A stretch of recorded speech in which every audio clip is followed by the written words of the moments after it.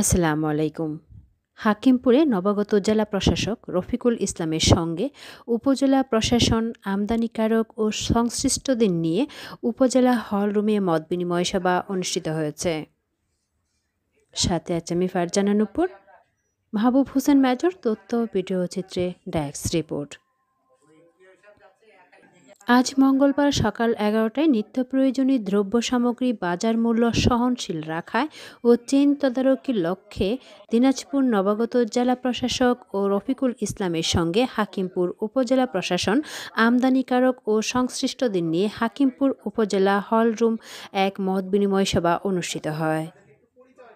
হাকিমপুর উপজেলা নির্বাহী অফিসার অমিত রায়ের সভাপতিত্বে এই মতবিনিময় সভা অনুষ্ঠিত হয়। এ সময় প্রধান অতিথি হিসেবে উপস্থিত ছিলেন দিনাজপুর নবাগত জেলা প্রশাসক মোহাম্মদ রফিকুল ইসলাম।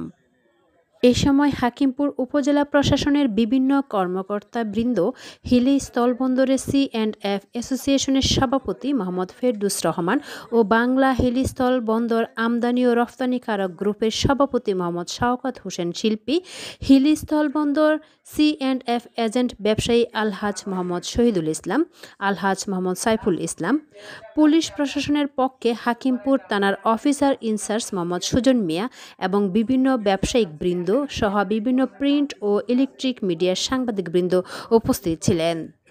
ধন্যবাদ লোকালয় বার্তার সঙ্গে থাকার জন্য। আলিম মাদ্রাসা, একটি ফাজিল মাদ্রাসা এবং 3টি কলেজ আছে। এখানে বাংলাদেশ ভারত যে সীমান্ত সেটা মোটামুটি 6 মাইলের কাছাকাছি।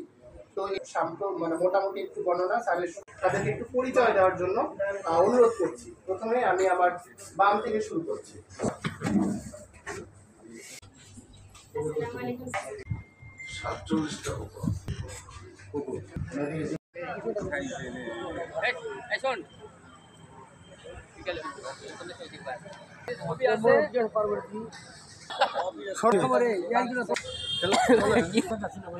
আসবে কাস্টমার